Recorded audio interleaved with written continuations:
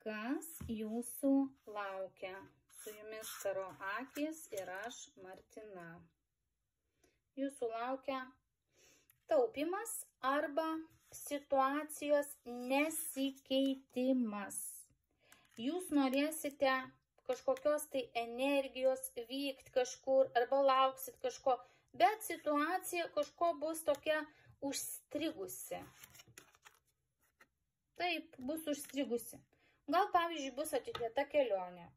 Gal, nežinau, suges, sustreikos automobilis, pasikeis planai, pasaugokit sveikatą, gal kažko daryti negalėsite judėti.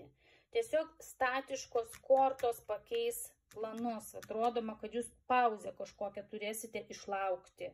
Taip, kad pailsėkite tiesiog, nepersitemkite, nes po to bus tokia situacija, kad norit, nenorit, teks pailsėti.